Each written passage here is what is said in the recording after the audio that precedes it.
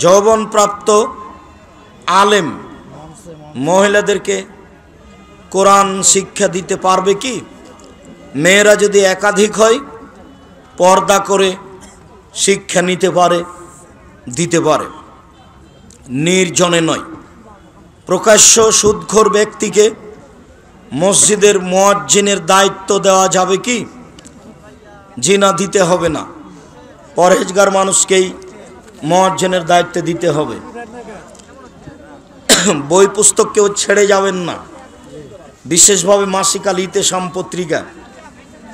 আমি দাবি রাখি পৃথিবীর প্রত্যেকটা বাঙালির ঘরে মাসিক আল ইতেশাম পত্রিকা থাকবে ইনশাআল্লাহ। অনেক শ্রম আছে পত্রিকার পিছনে, এ দিয়ে আপনার কাছে সঠিক কোরআন হাদিস পৌঁছাতে চাই। সময়ের গতিতে তা ইংরেজি ভাষায় বের হবে, সময়ের গতিতে তা আরবি ভাষায় বের হবে ইনশাআল্লাহ। আমি জেনারেল লাইনের দ্বাদশ শ্রেণীর ছাত্র।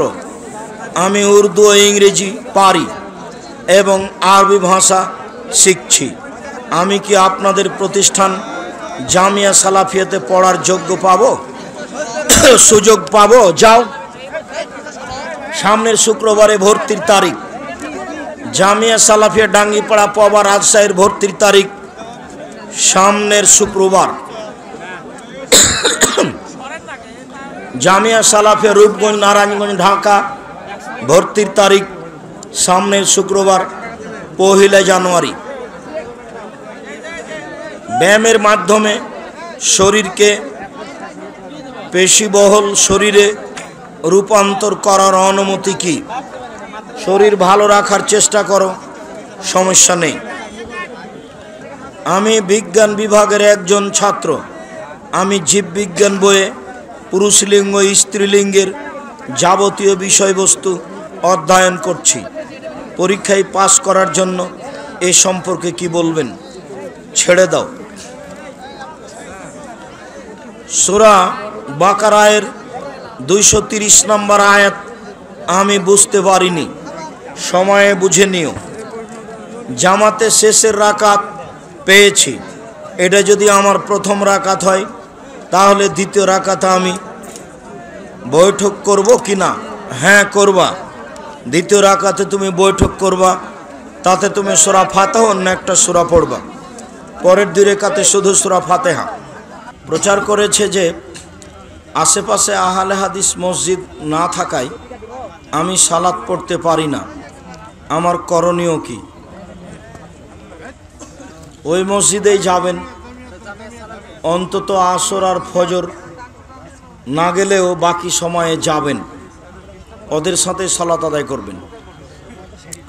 শায়েখ আমি বগুড়া উলিপুরে একটি প্রশ্ন জিজ্ঞাসা করেছিলাম।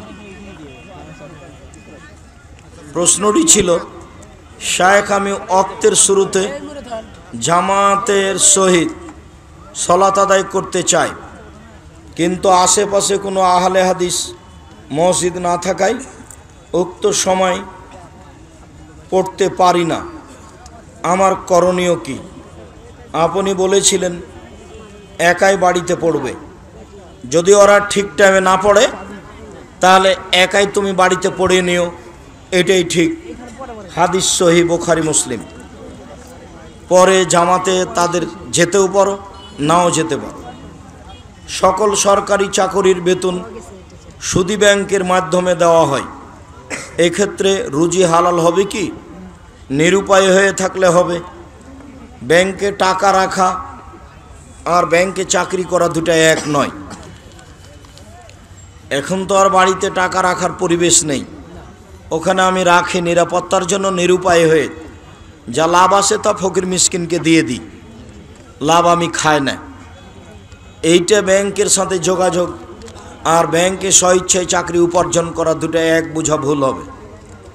স্বামী স্ত্রীর ঝগড়ার কারণে সরকারিভাবে স্বামী স্ত্রী উভয়ে তালাকনামায় স্বাক্ষর করেছে, কিন্তু মৌখিকভাবে তালাক দেয়নি। এখন উভয়ে একত্রিত হতে চাই। কতদিন? 90 দিনের মধ্যে হলে বিবাহ না পড়িয়ে নিয়ে আসতে পারে। আর এই ঘটনা যদি 90 দিন পার হয়ে যায় তাহলে বিবাহ পড়িয়ে নিয়ে আসতে হবে। সিজদায় পা কিভাবে রাখব? শাক কাজা নামাজে একামত দিতে হবে কি? সিজদায় পা জমা করে রাখবা, পায়ের গোড়ালি থেকে বৃদ্ধাঙ্গুল পর্যন্ত। কাজা নামাজে একামত দিতে হবে।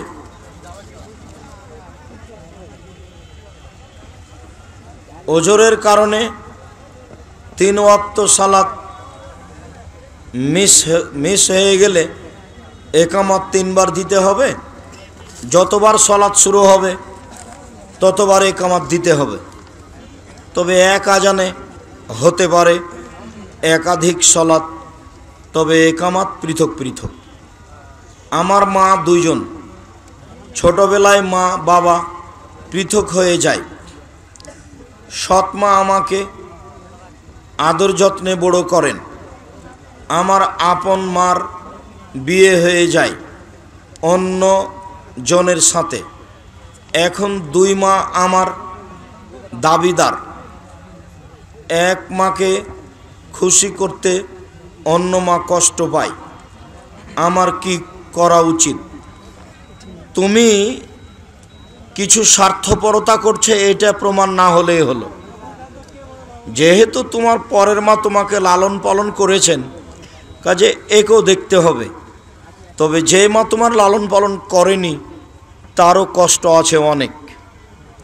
কাজেই তুমি 2 জনের মাঝে কাউকে অসম্মান করছো, এটা তোমার মনে যেন না বলে, তাহলেই কোনো সমস্যার কারণ নেই। তারা তোমাকে ভুল বুঝতেই পারে। এক বাড়িতে একবার গেছো, এক মায়ের সাথে দেখা করেছো, কারণবশত আবার গেছো, তখন তোমার এই মা বুঝে নিয়েছে দেখ ওখানে সব সময় যে আমার কাছে আসেই না, আর ওই নিয়ে বছর বছর চলতে পারে, তোমাকে বলতে পারে। তখন 5 বার বললে তুমিও মন খারাপ করিও না যে এক কথা আপনি এত বলেন কেন, আমি তো এই কারণে গেছিলাম। এরকম পরিস্থিতি খুব জটিল। আল্লাহ তোমাকে সাহায্য করুক। পিতামাতার অবাধ্য সন্তান যদি পিতামাতার মৃত্যুর পর অনুতপ্ত হয়ে মৃত পিতামাতার পক্ষ থেকে তাদের জন্য মাগফিরাতের দোয়া করে, পিতামাতার অবাধ্য সন্তান যদি মাগফিরাতের দোয়া করে, দান সাদকা জারিয়া করে, তবে সেই সন্তান আল্লাহর নিকট ক্ষমা লাভ করতে পারবে কি? চেষ্টা করো তো, আল্লাহ ভরসা। চেষ্টা করেন। ভুল তো হয়েছে অনেক, এখন তো সংশোধনের পথ নেই। মুখে দোয়া করেন আর দান খেরাত করতে থাকেন। সম্মানিত দিনী ভাই বোন, আপনারা দূর দূরান্ত থেকে এসেছিলেন, আপনাদের আমরা আন্তরিকভাবে শুকরিয়া আদায় করি। জাযাকুমুল্লাহ খায়র। পরিচালনা কমিটির সকলের শুকরিয়া আদায় করি। বেশ কয়েকদিন থেকে চেষ্টা করে ব্যবস্থাপনা করেছেন। আল্লাহ আপনাদের জাযায়ে খায়ের দান করুক। শিক্ষক মণ্ডলী, আপনারা অনেক পরিশ্রম করে ব্যবস্থাপনায় অংশগ্রহণ করেছেন। আল্লাহ আপনাদের জাযায়ে খায়ের দান করুক। আপনারা দিনী ভাই বোন, ব্যবস্থাপক আপনাদের উপযুক্ত ব্যবস্থা দিতে পারেনি।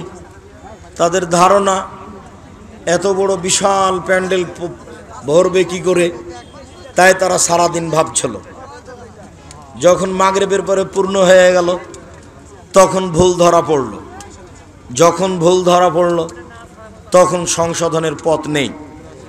মর্মে সকল দিনী ভাই বোন যারা কষ্ট পেয়েছেন, আমরা কমিটির পক্ষ থেকে, প্রতিষ্ঠানের পক্ষ থেকে ক্ষমা প্রার্থী। এরপরেও পরিচালক সভাপতি আপনাদের সামনে কিছু কথা বলবেন। আল্লাহর কাছে আন্তরিকভাবে বলি, আল্লাহ তুমি আমাদের এই দাওয়াতি কাজ কবুল করো, আল্লাহুম্মা আমিন। আমি কথা চলাকালীন একটা কথা বলেছিলাম, সবারই জানা দরকার ছিল। জামিয়া সালাফে রূপগঞ্জ, নারায়ণগঞ্জ, ঢাকায় আপাতত এবছর সম্মেলনের সিদ্ধান্ত নেওয়া হয়েছে মার্চের 4-5। রাজশাহীতে এখনও সিদ্ধান্ত নেওয়া হয়নি, হলে আপনাদেরকে অবগত করানো হবে। ইনশাআল্লাহ। বগুড়াবাসীর সবার প্রতি আমার আন্তরিকতা, সবার আমি কল্যাণ কামনা করি আন্তরিকভাবে। আল্লাহ তুমি বগুড়াবাসীকে হেফাজতে রাখো, ইমানেরও রাখো, সকল দিনী ভাই বোনকে, পৃথিবীর সকল মুসলিম ভাই বোনকে দিনের উপরে রেখো। যারা মারা গেছে তুমি তাদের কবরের শাস্তি মাফ করো। আল্লাহ তুমি নিমগাছি মাদ্রাসাকে কবুল করো, যারা দিনের কাজ করছে তাদের কবুল করো। এ দাবি, এ দাওয়া, এ দোয়া তোমার দরবারে রেখে